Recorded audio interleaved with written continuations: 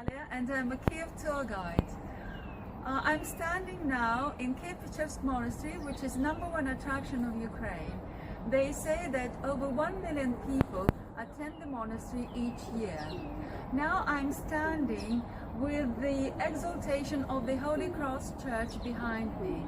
In fact, it's a centerpiece of the monastery of the near caves. In fact, the entire monastery is a conglomeration of about 5 or 6 monasteries, so I'm standing right in the middle of one of them.